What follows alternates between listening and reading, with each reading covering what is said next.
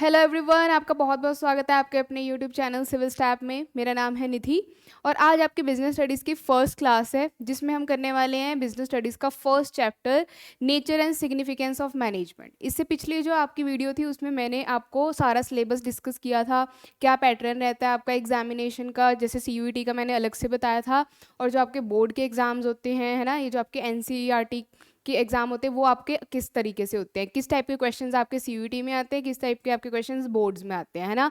तो वो सारा हम डिस्कस कर चुके हैं। एक बार आप वो लेक्चर देख लेना, आपको थोड़ा सा क्लियर हो जाएगा कि हमारा सिलेबस क्या है, हमने पढ़ना क्या है बिजनेस स्टडीज़ में। ठीक है, तो आज हम स्टार्ट करते हैं हमारा फर्स्ट चैप्टर जिसका नेम है आपका nature and significance of management. तो ये सबसे इंपॉर्टेंट चैप्टर है क्योंकि ये हमारा फर्स्ट चैप्टर है। तो बिजनेस स्टडीज़ का ये आप कह सकते हो फाउंडेशन है, ठीक है, बेस है। अगर आपको ये चैप्टर अच्छे से क्लियर हो गया तो इसके आगे के जितने भी चैप्टर्स हैं आपके पार्ट 1 में, ठीक है, वो आपको क्लियर हो जाएंगे। तो आपके बिजनेस स्टडीज में 2 पार्ट्स हैं ना, part A and part B. तो पार्ट ए का ये आपका फर्स्ट चैप्टर है, nature and significance of management. तो चलो हम पहले आज देख लेते हैं कि आज की क्लास में हम कौन कौन से टॉपिक्स पढ़ने वाले हैं इसके। ठीक है, तो सबसे पहले हम पढ़ेंगे मैनेजमेंट का मीनिंग क्या है, इंट्रोडक्शन देखेंगे इसकी, है ना, मैनेजमेंट क्यों ज़रूरी है, कौन से टाइप के ऑर्गेनाइजेशन में ज़रूरी है मैनेजमेंट। सेकंड हम इसकी डेफिनेशन एंड एक इसकी पूरा ट्रू मीनिंग जानेंगे। ठीक है, देन उसके बाद features and characteristics of management, management के क्या कैरेक्टरिस्टिक्स है, मैनेजमेंट क्या टेंजिबल है या इनटेंजिबल है, मैनेजमेंट डायनामिक प्रोसेस है या कैसा प्रोसेस है। देन ऑब्जेक्टिव जानेंगे, मैनेजमेंट के क्या क्या ऑब्जेक्टिव होते हैं। एंड लास्ट में इंपॉर्टेंस देखेंगे, ठीक है, क्यों इंपॉर्टेंट है मैनेजमेंट आपके किसी भी ऑर्गेनाइजेशन में। ठीक है, तो ये हमारे सारे टॉपिक्स रहेंगे आज की क्लास में। तो बहुत ही ध्यान से आज की क्लास देखनी है क्योंकि ये बहुत इंपॉर्टेंट टॉपिक है। यहाँ से आपको जो है केस स्टडीज आती हैं, है ना। आपको पता है कि अब डायरेक्ट क्वेश्चन बिजनेस स्टडीज में बहुत कम आता है, 1 या 2 ही क्वेश्चन आता है, मैक्सिमम आपके केस स्टडीज देखने को मिलते हैं अब। और अगर आप CUET का एग्जाम के पॉइंट ऑफ व्यू से देखो तो CUET में ज़्यादा आपके स्ट्रेट आते हैं क्वेश्चंस, स्टेटमेंट वाले। केस स्टडीज़ भी आती हैं, ऐसी बात नहीं है। तो आपके लिए दोनों ही एग्जाम के लिए इंपॉर्टेंट है। ठीक है, तो चलो देख लेते हैं मैनेजमेंट है क्या। तो देखो मैनेजमेंट का मतलब क्या है। जैसे आपका अगर हम सिर्फ सीधा घर से एग्जाम्पल ले तो आपके घर पे भी कोई एक पर्सन होगा जो सारे घर को मैनेज करता है, कौन सी चीज़ें होंगी, क्या बजट रहेगा हमारा, कितना पैसा कब खर्च होगा, ठीक है, या फिर किसको कौन से स्कूल में भेजना है, किसको कहाँ पे जो है हमने पढ़ाई करने के लिए भेजना है, ये सारी चीज़ें मैनेज। या फिर जैसे आपकी मदर हैं, है ना, सबसे अच्छी मैनेजमेंट वही करती हैं आपके घर में। तो ऐसे ही एक ऑर्गेनाइजेशन में भी मैनेजमेंट की बहुत ज़्यादा इंपॉर्टेंस है, चाहे वो छोटी ऑर्गेनाइजेशन है या बड़ी ऑर्गेनाइजेशन है, कोई भी टाइप की ऑर्गेनाइजेशन है, मैनेजमेंट के बिना कोई भी ऑर्गेनाइजेशन जो है वो ग्रो नहीं कर सकता या लॉन्ग टर्म तक सरवाइव नहीं कर सकता, है ना। अगर प्रॉफिट अर्न करना है तो आप सारी चीज़ें अगर अच्छे से मैनेज करोगे, कोऑर्डिनेशन में सारी चीज़ें रहोगे, आपकी प्लानिंग अच्छी होगी, आपकी ऑर्गेनाइजिंग अच्छी होगी, आप अगर हायर अच्छे एम्प्लॉयज़ को करोगे, वो स्टाफिंग में आ गया, तो ये सारी चीज़ें अगर अच्छी होंगी तभी आपका जो है ऑर्गेनाइजेशन का गोल अचीव होगा। ठीक है, तो देखो मैनेजमेंट है क्या। एनी ऑर्गेनाइजेशन वेदर बिग और स्मॉल, प्रॉफिट और नॉन प्रॉफिट। तो आपको पता है 2 टाइप की ऑर्गेनाइजेशन होती है, एक जिसका एम होता है या गोल होता है प्रॉफिट अर्न करना, एक ऑर्गेनाइजेशन होती है जिसका गोल होता है सोशल वेलफेयर करना, जिसको हम NGOs भी बोल देते हैं। तो दोनों में ही मैनेजमेंट चाहिए, ऐसा नहीं है कि जो प्रॉफिट अर्न करना चाहती है उन्हीं को ही मैनेजमेंट की ज़रूरत है, हर फील्ड में मैनेजमेंट चाहिए। ठीक है, तो कैन नॉट बिकम सक्सेसफुल, तो चाहे वो छोटी ऑर्गेनाइजेशन है, बड़ी ऑर्गेनाइजेशन है, नॉन प्रॉफिट ऑर्गेनाइजेशन है या प्रॉफिट ऑर्गेनाइजेशन है, हर जगह मैनेजमेंट इंपॉर्टेंट है। इसके बिना सक्सेस नहीं मिल सकती किसी भी ऑर्गेनाइजेशन को। ठीक है, whether it is a manufacturing unit, अब चाहे वो कुछ प्रोड्यूस कर रहा है ऑर्गेनाइजेशन, जैसे आपका रॉ मटेरियल से फिनिश गुड में कन्वर्ट कर रहा है, जैसे आपकी इंडस्ट्रीज होती हैं, टेक्सटाइल इंडस्ट्री हो गई फॉर एग्जाम्पल, वहाँ पे भी मैनेजमेंट चाहिए। या फिर अगर आपकी सर्विस बेस्ड इंडस्ट्री है, सर्विस जैसे कि बैंकिंग, इंश्योरेंस, या जो आपके रेस्टोरेंट्स होते हैं, होटल्स होते हैं, बैंक्स हो गए, यहाँ पे भी तो मैनेजमेंट होती है ना, अलग से आपकी मैनेजमेंट टीम देखते हैं हम जब बैंक्स वगैरह में जाते हैं। तो हर जगह एवरीवेयर हमें मैनेजमेंट की रिक्वायरमेंट होती है, इसलिए ये आपका चैप्टर बहुत इंपॉर्टेंट है। ठीक है। तो in simple words we can say that management is getting the work done from others and the person who has this capability is known as manager. तो अगर हम सिंपल भाषा में जाने तो मैनेजमेंट क्या है, किसी से काम करवाना। ये एक प्रोसेस है जिसमें एक पर्सन बाकी लोगों से काम करवाता है या फिर जो उसका गोल होता है उसको अचीव करने के लिए गाइड करता है ना। तो उस पर्सन को हम क्या बोल देते हैं जो ये सारी चीज़ें कर रहा है, मैनेजर बोल देते हैं, है ना। देन इसका एग्जाम्पल देख लो, जैसे गूगल है, गूगल का जो है आपका सीईओ कौन है, सुंदर पिचाई है ना। तो ये मैनेज कर रहा है उसको। माइक्रोसॉफ्ट का सत्या नडेला, तो ये देखो इतनी बड़ी बड़ी कंपनीज हैं, क्यों इतनी ग्रो कर रही हैं ये, या क्यों इतनी जो है प्रॉफिट अर्न कर रही है, नेटवर्थ इनका इतना ज़्यादा है, क्योंकि इनकी मैनेजमेंट अच्छी है। ठीक है, मैनेजमेंट टीम पे ही सारा जो है वो निर्भर करता है कि आपकी ऑर्गेनाइजेशन आगे सक्सेसफुल होगी या नहीं होगी। तो ये सारे IBM वगैरह, टेस्ला, ये सारे आपके एग्जाम्पल हैं। ठीक है, आगे बात समझ में, तो आपको जो है पता लग गया मैनेजमेंट क्या है और क्यों इम्पॉर्टेंट है। अब एक बारी जो है इसको हम शॉर्ट में अगर हम डिफाइन करें मैनेजमेंट को, तो क्या बोल सकते हैं, management has been defined as a process of getting things done with the aim of achieving goals effectively and efficiently. अब ये दो वर्ड आपको दिख रहे हैं ना, ये बहुत इंपॉर्टेंट वर्ड है।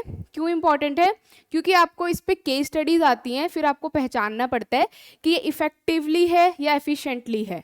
अब इस दोनों का मतलब क्या है आपका, इफेक्टिवली का मतलब होता है कि काम को टाइम पे ख़त्म करना। एफिशिएंटली का मतलब होता है टाइम मैटर नहीं करता, आप जो कॉस्ट लगा रहे हो या आप जो भी प्रोड्यूस कर रहे हो यूनिट्स, उसमें कम से कम खर्चे में आप प्रोड्यूस कर रहे हो और अच्छी क्वालिटी का प्रोड्यूस कर रहे हो। तो यहाँ पे कॉस्ट को मिनिमाइज करना जो है वो मेन गोल होता है। एंड इफेक्टिवली में बस टाइम पे आपने काम खत्म कर लिया, यहाँ पे ना कोई क्वालिटी मैटर कर रही है या फिर ना ही कोई कॉस्ट आप ध्यान दे रहे हो। ठीक है, तो अभी हम इसको जानेंगे आगे, ठीक है, डिटेल में। तो आपने ये 3 वर्ड्स याद रखने हैं, कौन से, एक तो ये प्रोसेस है, ठीक है, तो ये कॉन्टिन्यूस प्रोसेस है, अभी इसके फीचर में आएगा।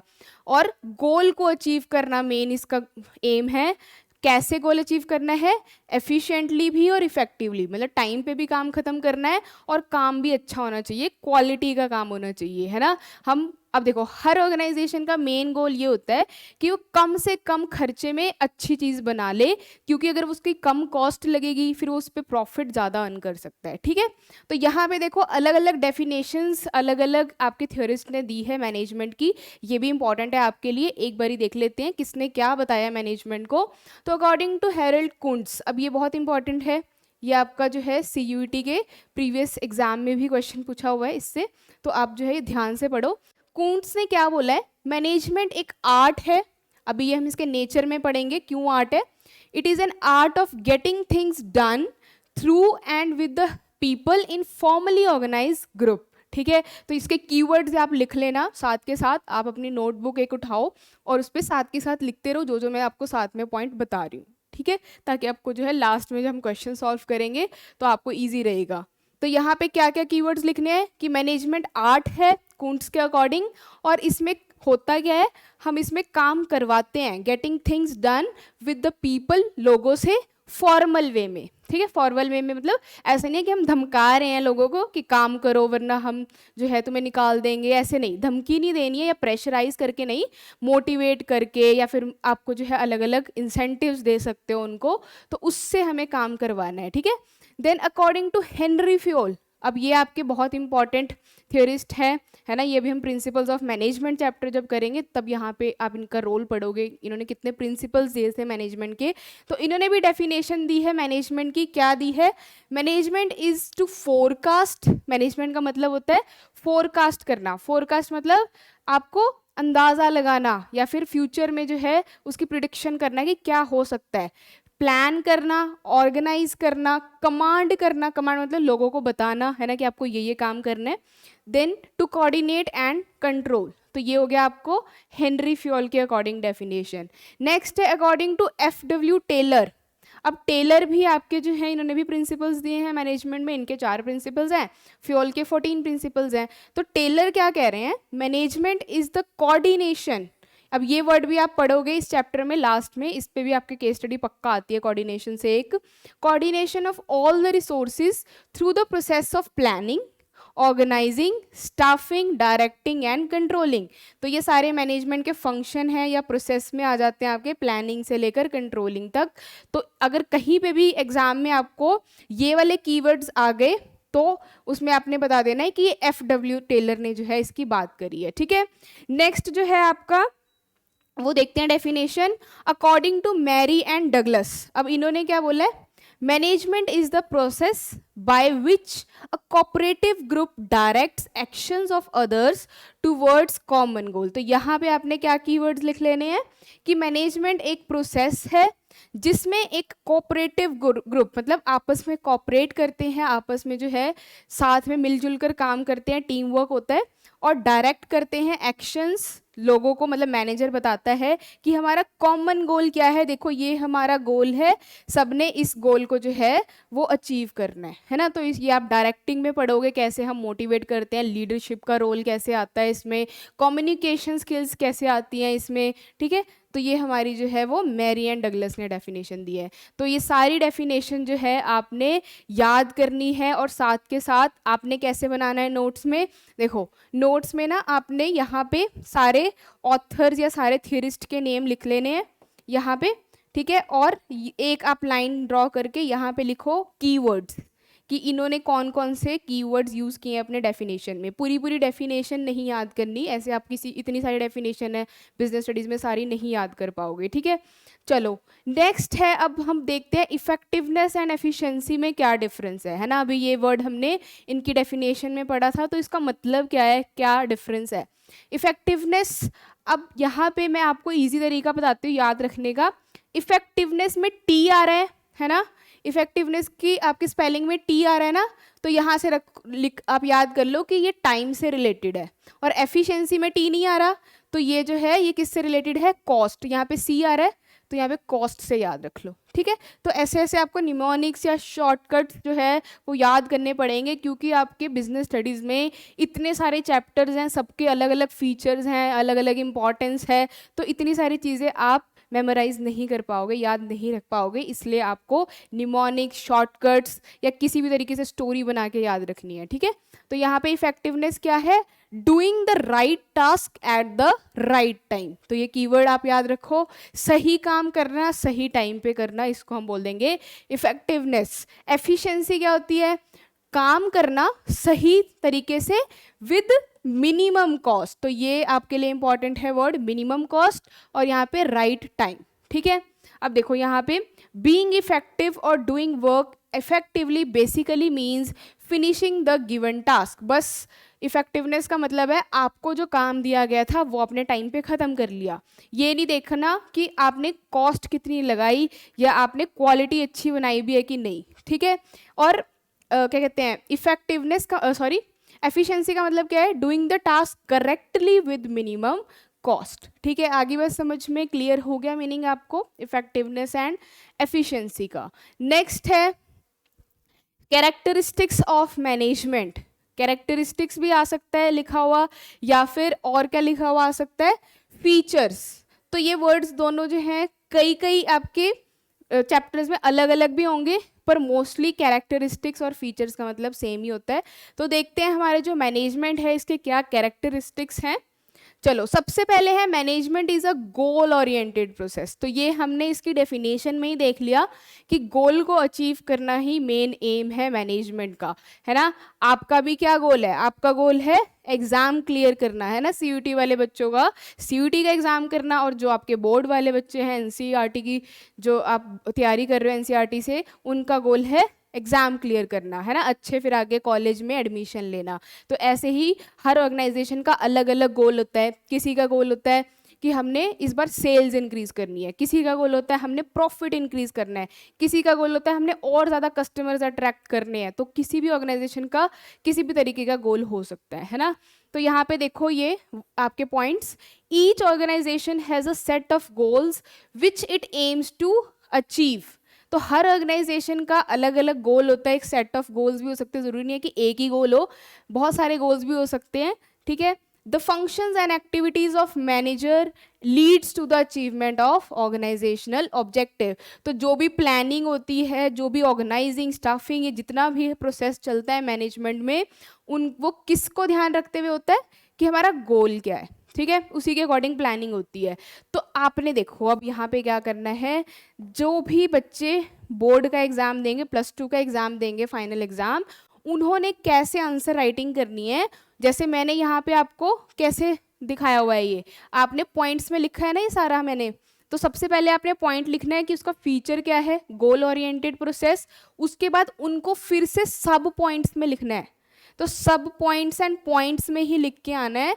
इससे आपको जो है वो ज़्यादा मार्क्स मिलेंगे एज कंपेयर टू अगर आप पैराग्राफ में लिखते हो। अगर यहाँ पे आपने लिख दिया it is a goal oriented process और इसी चीज़ को आपने पूरा पैरे में लिख दिया पॉइंट्स की बजाय, तो आपको कम नंबर मिलेंगे अगर आप ऐसे लिखोगे, ठीक है। तो यहाँ पे आपको पता है ना कि जो आपका बोर्ड का एग्जाम होता है, सब्जेक्टिव एग्जाम जो होता है, वहाँ पे आप कैसे प्रेजेंट कर रहे हो अपने आंसर शीट को, उसके भी मार्क्स होते हैं। तो आपने जो है वो पॉइंट्स में ट्राई करना है ज़्यादा से ज़्यादा लिखने का, जैसे मैंने आपको यहाँ पे लिखवाया है सेम आप जो है स्क्रीनशॉट ले लो कि हमें इस तरीके से एग्जाम में भी लिखना आंसर, ठीक है। नेक्स्ट इसका फीचर है इट इज़ परवेसिव। अब परवेसिव वर्ड का मतलब क्या है, यूनिवर्सल। यूनिवर्सल मतलब हर जगह मैनेजमेंट एप्लीकेबल है या हर जगह रिक्वायरमेंट है मैनेजमेंट की। अब देखो, चाहे वो एजुकेशन सेक्टर हो, आपका स्कूल हो, कॉलेज हो, या आपका हॉस्पिटल की साइड हम चले जाएं, हॉस्पिटल्स हैं, ठीक है, या फिर कोई ऑर्गेनाइजेशन है, कोई कॉरपोरेट वर्ल्ड है, हर जगह मैनेजमेंट चाहिए ही चाहिए, है ना। इतने सारे बच्चे हैं, उनको मैनेज करने के लिए एक अलग से मैनेजमेंट टीम होती है, एडमिनिस्ट्रेशन डिपार्टमेंट होता है ना। तो मैनेजमेंट परवेसिव है। तो the activities involve in managing an enterprise are common to all organizations where economic, social और political। तो चाहे वो पॉलिटिकल सेक्टर हो, चाहे वो पॉलिटिक्स, आप पॉलिटी में चले जाओ, इलेक्शंस करवाना, ये सारी चीज़ें हैंडल कोई ना कोई तो करता होगा ना, मैनेज करता होगा। इकोनॉमी में चले जाओ, आप इकोनॉमिक सेक्टर में चले जाओ, बैंक्स हो गए, आपकी इंश्योरेंस कंपनीज हो गई, सोशल एनजीओज में भी हमने देखा आपकी मैनेजमेंट चाहिए। तो चाहे वो सोशल वेलफेयर से रिलेटेड ऑर्गेनाइजेशन है, हर जगह मैनेजमेंट चाहिए ही चाहिए। मैनेजमेंट के बिना कोई भी ऑर्गेनाइजेशन सरवाइव नहीं कर सकता, सक्सेस नहीं हासिल कर सकता। तो मैनेजमेंट क्या है, यूनिवर्सल इन नेचर है। तो चाहे यूनिवर्सल लिखा हो आपको एग्जाम में, ठीक है, MCQs आते हैं ना आपको, तो चाहे यूनिवर्सल लिखा हो या परवेसिव लिखा हो, दोनों का मीनिंग सेम है, ठीक है। नेक्स्ट फीचर देखते हैं हम मैनेजमेंट का। Management is multi dimensional. Multi dimensional क्यों बोला है, मल्टी वर्ड लिखा है, मतलब एक से ज़्यादा इसमें जो है काम होते हैं मैनेजमेंट में। कैसे, मैनेजमेंट में एक तो वर्क को मैनेज करना होता है, फिर लोगों को मैनेज करना होता है जो भी उस ऑर्गेनाइजेशन में काम कर रहे हैं, फिर ऑर्गेनाइजेशन से रिलेटेड जितनी भी एक्टिविटीज़ हैं उनको अलग से आपको मैनेज करना होता है। तो आपने क्या याद रखना है कि वर्क के अंदर हमारा क्या प्रोसेस रहता है, पीपल के अंदर हमें क्या क्या करना होता है, ऑर्गेनाइजेशन के अंदर क्या क्या करना होता है, ठीक है। तो ये आपको MCQ में आ सकता है। तो वर्क में हम क्या करते हैं, प्लानिंग, ऑर्गेनाइजिंग एंड कंट्रोलिंग, ठीक है, कि कैसे काम होगा, what is to be done, how it is to be done, है ना, ये सारा हम प्लानिंग में पढ़ेंगे। ऑर्गेनाइजिंग में हम डिपार्टमेंट्स बनाते हैं, अलग अलग स्ट्रक्चर बनाते हैं।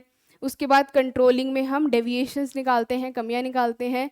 फिर मैनेजमेंट ऑफ पीपल में क्या आ जाएगा, अब लोगों से हम रिलेट कौन सा फंक्शन कर सकते हैं, स्टाफिंग। स्टाफिंग में हम क्या करते हैं, रिक्रूटमेंट, सिलेक्शन, ट्रेनिंग, तो ये पीपल से रिलेटेड हो जाएगा, ठीक है। डायरेक्टिंग भी, डायरेक्टिंग में क्या होता है, गाइडेंस, मोटिवेशन, तो ये भी हम लोगों को ही करते हैं।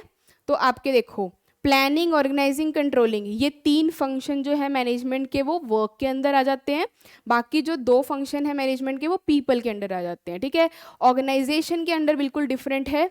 अब आपके ऑर्गेनाइजेशन में या तो प्रोडक्शन की एक्टिविटी हो सकती है, कुछ बन रहा है सामान, वो वाला डिपार्टमेंट हो सकता है, या आप कुछ खरीदते हो, रॉ मटेरियल वगैरह आप सप्लायर से खरीदते हो, उसका अलग डिपार्टमेंट होगा, या आप कुछ सेल कर रहे हो, उसका अलग से डिपार्टमेंट होगा। तो जितने भी डिपार्टमेंट, जितना भी काम आपके ऑर्गेनाइजेशन में हो रहा है उनको अलग से मैनेज करना, वो इसमें आ गया, ठीक है। तो आपने ये तीनों ही याद रखने हैं कि मल्टी डायमेंशनल में क्या क्या आता है, वर्क, पीपल एंड ऑर्गेनाइजेशन, फिर उनके अंदर क्या क्या आता है, ये सारा याद रखना है, ठीक है। चलो नेक्स्ट फीचर है management is a continuous process. अब मैनेजमेंट ऐसा तो नहीं है ना कि एक बार ही हमने किसी को गाइड कर दिया या एक बार हमने प्लानिंग कर ली अगले साल करनी ही नहीं है, नहीं। मैनेजमेंट एक कॉन्टिन्यूस प्रोसेस है। तो क्यों कॉन्टिन्यूस प्रोसेस है? क्योंकि यहाँ पे सबसे पहले क्या की जाती है, यहाँ पे सबसे पहले प्लानिंग की जाती है, फर्स्ट जो फंक्शन होता है मैनेजमेंट का। उसके बाद आप ऑर्गेनाइज करते हो, डिपार्टमेंट्स क्रिएट करते हो। उसके बाद आप क्या करते हो, स्टाफिंग करते हो, है ना। स्टाफिंग के बाद डायरेक्टिंग, डायरेक्टिंग के बाद कंट्रोलिंग। अब ये जब कंट्रोलिंग की आपने, तो कंट्रोलिंग पे यहाँ पे रुक नहीं जाता ये फंक्शन, यहाँ पे जो है आगे कॉन्टिन्यूसली ये होता रहता है, ठीक है। तो आपने याद रखना है कि ये वन टाइम फंक्शन नहीं है, ये कॉन्टिन्यूअस फंक्शन है। ये देखो यहाँ पे एरोज दिख रहे हैं आपको, तो ये जो है घूमते ही रहता है ये प्रोसेस, ठीक है। तो management is a continuous process and it is never ending process as all the functions of management are performed continuously. तो यहाँ पे अगर आपको एमसीक्यू में पूछ लिया कि मैनेजमेंट क्या है, वन टाइम प्रोसेस है, कॉन्टिन्यूस प्रोसेस है, नेवर एंडिंग प्रोसेस है, तो आपने नेवर एंडिंग या कॉन्टिन्यूस में टिक मार्क करके आना है, ठीक है। आगे बस समझ में ईजी है। Next, management is a group activity.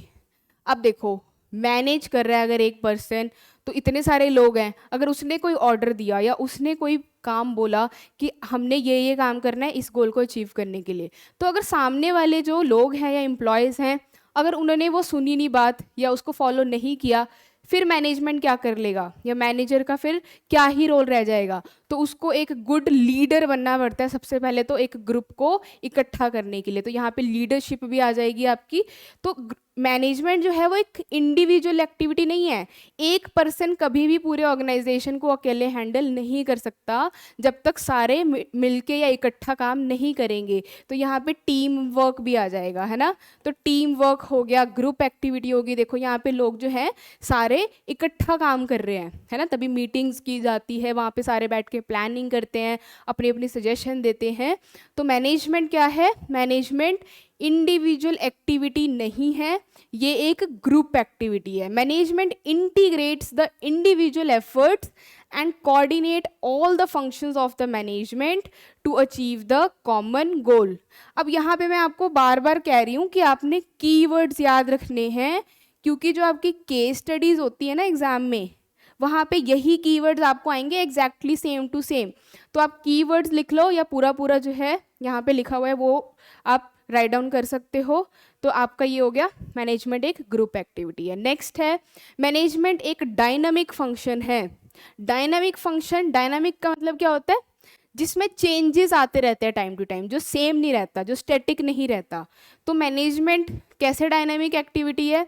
अब देखो, हमारा जो एक्सटर्नल एनवायरनमेंट है, हमारी इकोनॉमी हो गई, हमारे कंज्यूमर्स की डिमांड हो गई, सप्लाई हो गया, है ना, कभी जैसे एकदम से कोविड आ गया था आपका, तो इस सिचुएशन में आपको अपनी मैनेजमेंट की जो प्लानिंग होती है या स्ट्रेटजीज होती हैं उसको चेंज करना पड़ता है अकॉर्डिंग टू एक्सटर्नल चेंजेस। इसलिए मैनेजमेंट एक डायनामिक प्रोसेस है, ठीक है। तो इसको देखते हैं हम कैसे डायनामिक प्रोसेस है। External environment consist of social, economic, political, technological. तो आपका जो चैप्टर 3 है बिजनेस एनवायरनमेंट, इसमें हम पढ़ेंगे कि वो कौन से एक्सटर्नल फैक्टर्स होते हैं। बेसिकली इनको हम पेस्टल एनालिसिस बोल देते हैं, ठीक है।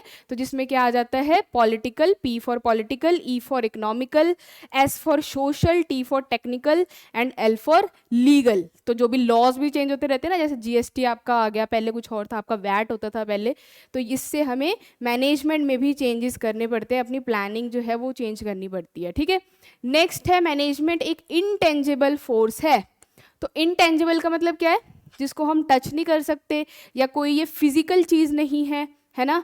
तो मैनेजमेंट एक एक्टिविटी है, एक सर्विस है, एक तरीके से आप कह सकते हो, है ना। तो मैनेजमेंट एक इनटेंजिबल फोर्स है। कैसे? It can not be seen, it can only be felt. If any organisation is heading towards higher level of achievement, it signifies the existence of good management and vice versa. In other words, achievement reflect the quality of management and effectiveness. तो जितनी अच्छी management होगी वो किस में नज़र आएगी, आपका अगर गोल अचीव हो जाएगा, ठीक है। तो आपका मैनेजमेंट इनटेंजिबल फोर्स है, ठीक है, ये आपने याद रखना है, ठीक है। या फिर एक ये सर्विस की तरह है, ठीक है। तो कुछ भी लिखा होगा आपने कोई भी मार्क कर लेना, जो भी आपको ऑप्शन में आएगा, ठीक है। नेक्स्ट है, अब देखो जितने भी हमारे ये अभी फीचर्स देखे हमने मैनेजमेंट के, इसको एक बारी हम शॉर्ट में याद कर लेते हैं। कौन कौन से फीचर है हमारे? यूनिवर्सल, यूनिवर्सल का मतलब परवेसिव है मैनेजमेंट, गोल ओरिएंटेड है, कॉन्टिन्यूस प्रोसेस है, मल्टी डायमेंशनल है क्योंकि इसमें वर्क, पीपल और ऑर्गेनाइजेशन आ जाते हैं, ये ग्रुप एक्टिविटी है, डायनेमिक फंक्शन है एंड इंटेंजिबल फोर्स है। तो कितने हो गए आपके फीचर्स? 3, 3, 6 एंड 7। तो 7 फीचर्स ये आपने सारे याद रखने हैं। कोई भी फीचर से कोई किसी भी तरीके की केस स्टडी आपको बन के आ जाएगी, तो जो जो फीचर के अंदर आपने जो जो चीज़ें पढ़ी वो सारी याद रखनी है, सारे कीवर्ड्स याद रखने हैं। ठीक है, आगे बस समझ में। अब जो सब्जेक्टिव का पेपर देंगे, मतलब जो बोर्ड का एग्जाम देंगे, वो तो रिटन डाउन करेंगे, वो तो लिख के करेंगे ना सारा कुछ। CUT वाले तो MCQ में टिक मार्क करेंगे सिर्फ, बट जो सब्जेक्टिव पेपर वाले बच्चे हैं वो ज़्यादा से ज़्यादा आपने कैसे बनाना है, जैसे ये फ्लो चार्ट मैंने बनाया है ना, डायग्राम, तो आप फ्लो चार्ट्स भी बना के आ सकते हो एग्जाम में, इससे ज़्यादा मार्क्स मिलेंगे आपको। या जैसे कोई टाइप्स वाला क्वेश्चन आ गया आपको, तो वो आपने कैसे लिखना है, वो आपने फ्लो चार्ट्स बना के लिखना है, या आप थोड़ा सा उसमें अपनी क्रिएटिविटी लेकर आना, उससे ज़्यादा मार्क्स मिलते हैं, है ना। क्योंकि जो चेकिंग करता है एग्जामिनर, वो आपकी प्रेजेंटेशन ज़रूर देखता है कि आपने कैसे प्रेजेंट किया आंसर को, तो उसके भी मार्क्स होते हैं। नेक्स्ट है आपका ऑब्जेक्टिव्स। अब मैनेजमेंट का ऑब्जेक्टिव क्या है? अब एम अलग है, ऑब्जेक्टिव्स अलग है ना। एम तो है गोल को अचीव करना, ऑब्जेक्टिव्स क्या क्या हैं? तो आपके 3 ऑब्जेक्टिव्स हैं। सबसे पहला आपका पर्सनल ऑब्जेक्टिव है ना, पर्सनल ऑब्जेक्टिव। सेकंड है आपका सोशल ऑब्जेक्टिव, देन थर्ड है आपका ऑर्गेनाइजेशनल ऑब्जेक्टिव्स। तो ये 3 ऑब्जेक्टिव्स हैं मैनेजमेंट के। अब ये क्या है, ये अभी हम डिटेल में देखते हैं, इसके अंडर क्या क्या आता है या क्या क्या आपके गोल्स होते हैं जो इन्होंने अचीव करने होते हैं। ठीक है, तो पर्सनल, सोशल एंड ऑर्गेनाइजेशनल, ये 3 ऑब्जेक्टिव्स होते हैं आपके मैनेजमेंट के। तो ऑर्गेनाइजेशनल ऑब्जेक्टिव में क्या होगा? सबसे पहले ऑर्गेनाइजेशन अपने ऑब्जेक्टिव को पूरा करने का सोचेगी। तो यहाँ पे आपके 3 वर्ड्स आएंगे ऑर्गेनाइजेशनल ऑब्जेक्टिव में, सर्वाइवल, प्रॉफिटेबिलिटी एंड ग्रोथ। तो ये 3 वर्ड्स आपने याद रखने हैं, ऑर्गेनाइजेशनल ऑब्जेक्टिव के अंदर ही आते हैं। किसी भी केस स्टडी में आपको profit, growth and survival word तीनों दिख गए तो आपने बताना है ये ऑर्गेनाइजेशनल ऑब्जेक्टिव है। ठीक है, तो सर्वाइवल का मतलब क्या होता है कि कितनी लॉन्ग टर्म तक हम अपना बिजनेस चलाएंगे या हम बने रहेंगे इस इंडस्ट्री में, उसको सर्वाइवल कहेंगे। तो सर्वाइवल के लिए सबसे ज़्यादा क्या चाहिए? प्रॉफिट चाहिए। अगर आप प्रॉफिट अर्न करोगे तभी तो आप सर्वाइव कर पाओगे। आप लॉस हो ही जा रहे हैं तो आप अपने जेब से थोड़ी ना पैसा लगाओगे। तो सर्वाइवल के लिए क्या ज़रूरी है? प्रॉफिट। तो सेकेंड ऑब्जेक्टिव क्या है? प्रॉफिट अर्न करना। हर ऑर्गेनाइजेशन का देखो बेसिक प्रॉफिट अर्न करना ही होता है, except non profit organisation, NGOs को छोड़कर। नेक्स्ट है ग्रोथ। अब जब सर्वाइव आप कर रहे हो तो कैसे करोगे? प्रॉफिट अर्न करोगे, जो पैसा कमाओगे उससे बिजनेस को एक्सपैंड करोगे, है ना। फॉर एग्जांपल पहले आप सिर्फ एक ही प्रोडक्ट में डील करते थे, आप सिर्फ टेक्सटाइल फर्म थी आपकी। जब आपको प्रॉफिट होने लग गया तो उस आपने क्या कर दिया, उसके साथ फुटवेयर्स भी और प्रोडक्ट लाइन ऐड कर दी, आपने साबुन वगैरह भी बनाना स्टार्ट कर दिया, आपने शैम्पू बनाना स्टार्ट कर दिया। तो ये ग्रोथ, इसको हम बोल देंगे ग्रोथ। तो एक्सपैंड करना बिजनेस को, इसको बोल देंगे ग्रोथ। और वो ग्रोथ कैसे होती है? जब आप प्रॉफिट अर्न करोगे। तो जब ये दोनों चीज़ें मिल जाएंगी तो आप क्या कर पाओगे? लॉन्ग टाइम तक सर्वाइव कर पाओगे इंडस्ट्री में। ठीक है, तो ये तीनों वर्ड्स आपके ऑर्गेनाइजेशनल ऑब्जेक्टिव में आ जाएंगे, है ना। देखो ये 3 लोग क्या पकड़ के अपना पेज पे क्या लिखा हुआ है, एक कह रहा है सर्वाइवल, एक कह रहा है प्रॉफिट, एक कह रहा है ग्रोथ। तो ये तीनों आपके ऑर्गेनाइजेशनल ऑब्जेक्टिव के आपके वो फीचर्स हैं। ठीक है, नेक्स्ट है सोशल ऑब्जेक्टिव। अब यहाँ पे सोशल ऑब्जेक्टिव में बेसिकली क्या है? कंज्यूमर्स एंड एनवायरनमेंट से रिलेटेड। आप एक सोसाइटी में अपना बिजनेस कर रहे हो, है ना, आप जितनी भी सेल कर रहे हो, परचेज कर रहे हो, रिसोर्सेज यूज़ कर रहे हो, वो एक सोसाइटी के यूज़ कर रहे हो। तो आपका फ़र्ज़ बनता है कि उनके लिए भी आप कुछ करो। तो कैसे करोगे? उनको अच्छे प्रोडक्ट्स दो। ऐसा नहीं है कि बेकार घटिया क्वालिटी के प्रोडक्ट्स बना बना के उनको बेच रहे हो और उन्हीं की रिसोर्सेज यूज़ कर रहे हो, ऐसा नहीं करना। तो यहाँ पे बेसिकली आपने एथिक्स फॉलो करने हैं, जितने भी आपके बिजनेस के एथिक्स होते हैं वो सारे फॉलो करने हैं। तो यहाँ पे देख लो इसके क्या क्या पॉइंट्स हैं। क्वालिटी प्रोडक्ट्स प्रोड्यूस करना और रीजनेबल प्राइस पे, लूटना नहीं है लोगों को कि आप जो है जितनी आपकी कॉस्ट आ रही है उससे दुगना दाम आप पे बेच रहे हो, ऐसा नहीं करना। आपने बाकी सबका ध्यान रखना है। ये नहीं कि आप रिच सेक्शन को ही सामान बेच रहे हो, पुअर सेक्शन को भी ध्यान रखना है, ठीक है।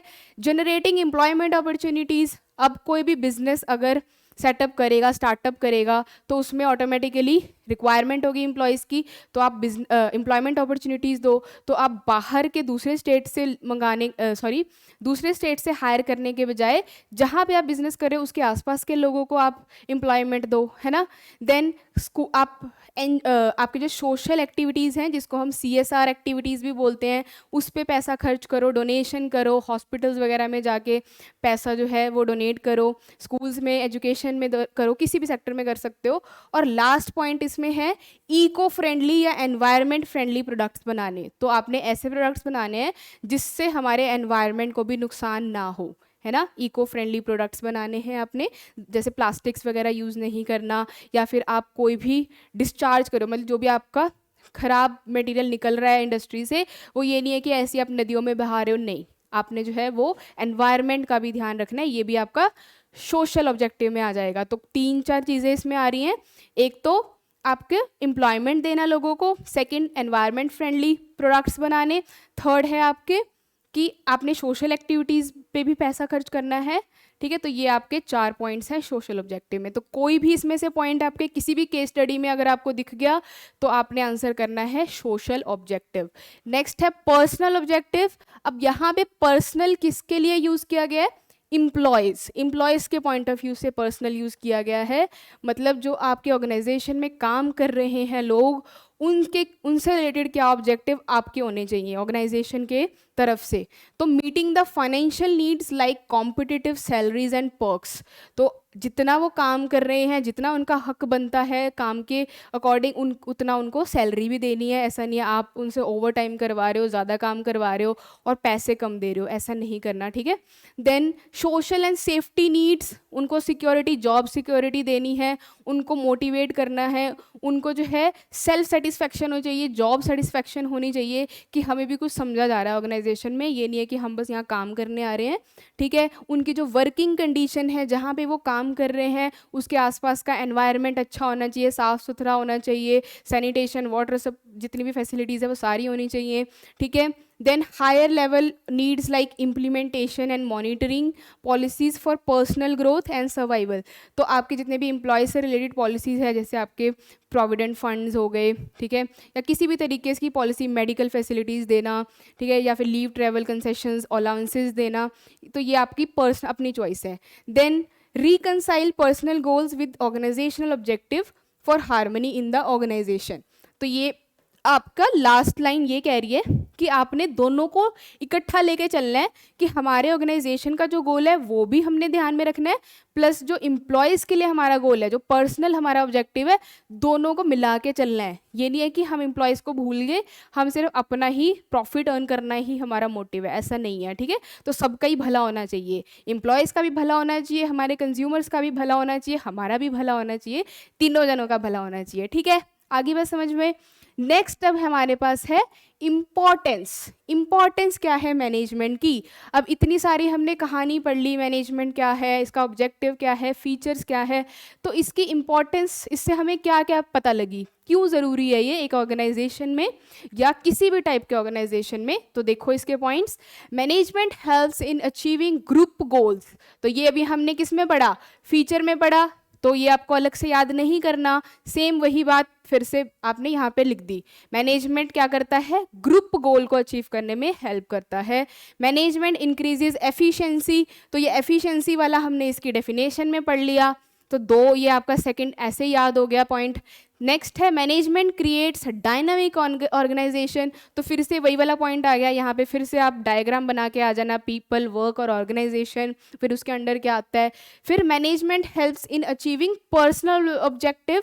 तो अभी जो आपने सेम पर्सनल ऑब्जेक्टिव में पॉइंट्स पढ़े हैं, वो सारे पॉइंट्स इसके अंदर लिख के आ जाने हैं, ठीक है। देन लास्ट आपका है management helps in the development of society. तो यहाँ पे आपने इस पॉइंट में क्या लिख के आना है, जो आपने अभी सोशल ऑब्जेक्टिव में पढ़े पॉइंट्स वो सारे इसमें लिख के आ जाना। तो देखो काफ़ी पॉइंट्स जो है आपके ओवरलैप हो रहे हैं, मतलब सेम सेम आ रहे हैं। तो ऐसे ही आपने याद करना है एग्जाम में कि हमने जो है इसकी डेफिनेशन में क्या क्या पढ़ा था। एफिशिएंसी वर्ड सबसे पहले पढ़ा था, फिर हमने इसके फीचर में पढ़ा था ये गोल ओरिएंटेड है, तो ये भी इसकी इंपॉर्टेंस है। फिर हमने सोशल ऑब्जेक्टिव और पर्सनल ऑब्जेक्टिव भी पढ़ा था, वो हमने इसमें लिख दिया, ठीक है। और डायनेमिक ऑर्गेनाइजेशन क्रिएट करता है, तो ये मैनेजमेंट के इंपॉर्टेंस हो गए, ठीक है। तो ये सारे पॉइंट्स याद रखने हैं, इससे आपको केस स्टडीज भी आ सकती हैं या अलग से भी क्वेश्चन आ सकता है कि what are the importance of management. तो अपने सारे पॉइंट्स लिखने हैं, प्लस सबको क्या करना है, एटलीस्ट 1 या 2 लाइंस में सबको एक्सप्लेन करके आना है। अब मैं किसकी बात कर रही हूँ, ये जो सब्जेक्टिव पेपर देंगे, है ना। और जो आपका CUET वाले बच्चे हैं उन्होंने तो ये सारे पॉइंट्स बस याद रखने हैं, वो आपने टिक मार्क करके आ रहा है। अगर इसमें से कोई भी पॉइंट आ गया आपके एग्जाम में तो आपने वो चूज करना है, ठीक है।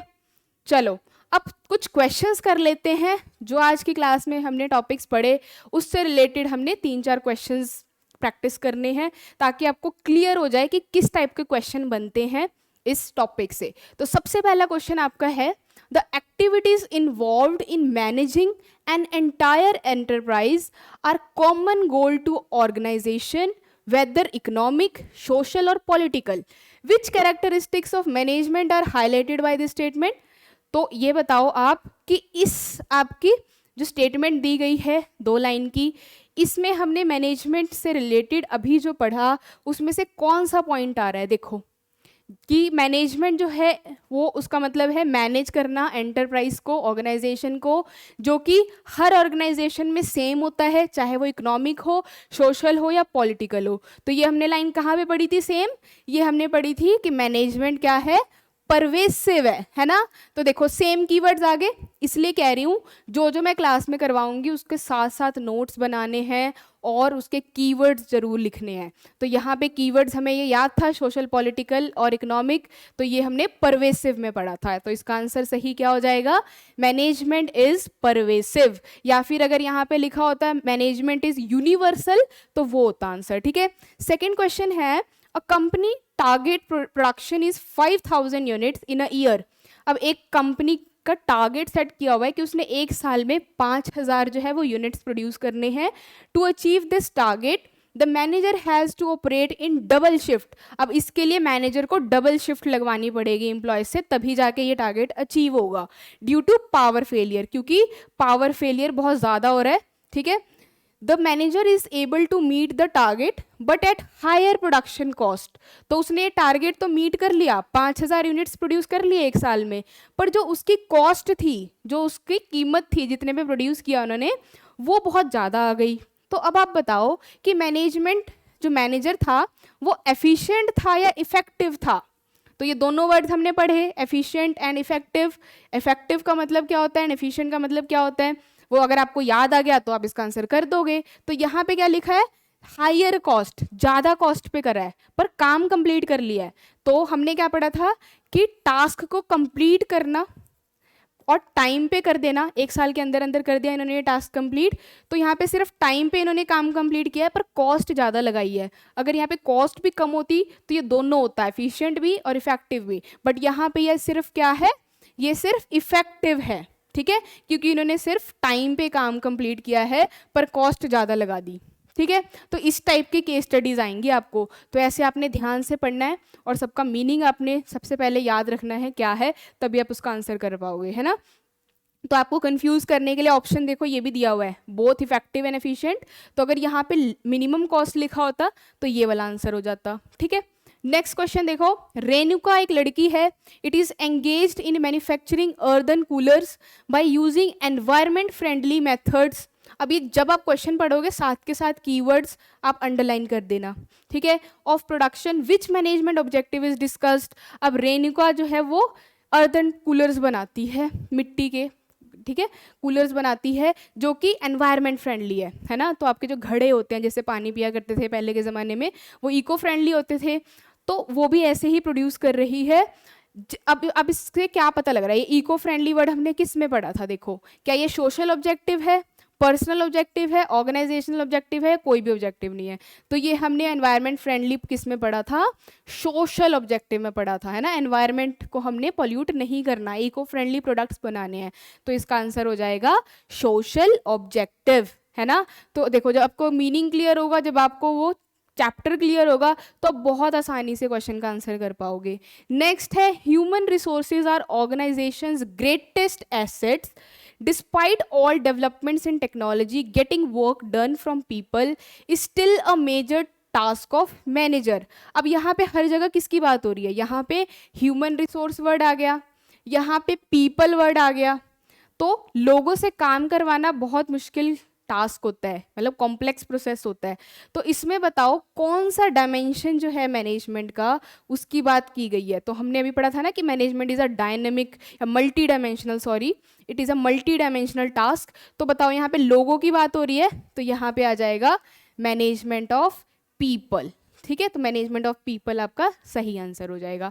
तो ऐसे ही आपने एग्जाम में भी आंसर देना है हर क्वेश्चन का, ध्यान से हर क्वेश्चन पढ़ के, ठीक है। तो कैसी लगी आज की क्लास आपको? अगर अच्छी लगी है तो आप इस क्लास को लाइक कर देना, अपने फ्रेंड्स के साथ शेयर करो, उन्हें भी बताओ कि हमारा बिजनेस स्टडीज़ का जो सिलेबस है वो स्टार्ट हो चुका है, फर्स्ट चैप्टर ही अभी कंप्लीट हुआ है, तो अभी से ही स्टार्ट कर दो आप। और CUET वाले जो बच्चे हैं वो भी अभी से स्टार्ट कर दो तैयारी, ठीक है। तो आप जो है हमारा टेलीग्राम चैनल भी फॉलो कर सकते हैं, CUET सिविल स्टैप। इसमें आपको जो है इंपॉर्टेंट जो भी क्वेश्चंस होंगे, PDFs होंगे, वो सारी मिल जाएंगी, या कोई भी डाउट होगा आप इसमें क्लियर कर सकते हो, है ना। और आज की क्लास के लिए thank you for watching, and like करो अपने फ्रेंड्स को, ठीक है, शेयर करो, ठीक है। और डेली आपने जो है वो क्लास लगानी है हमारे कॉमर्स की। अभी जैसे बिजनेस स्टडीज़ चल रहा है, ऐसे आपका अकाउंट्स भी आगे करवाएंगे, इकोनॉमिक्स भी करवाएंगे, तो कॉमर्स डोमेन वाले जो है वो जुड़े रहें, ठीक है। तो और भी जो सब्जेक्ट के जो बच्चे तैयारी कर रहे हैं उसकी भी अलग से क्लासेस अवेलेबल है इस चैनल पे, तो आप उनको भी बता सकते हो। और मिलते हैं अब हम नेक्स्ट क्लास में, इसी को कंटिन्यू करेंगे, nature and significance of management का, क्योंकि अभी हमारा चैप्टर कंप्लीट नहीं हुआ है। तो मिलते हैं नेक्स्ट क्लास में, तब तक take care and bye bye, ठीक है।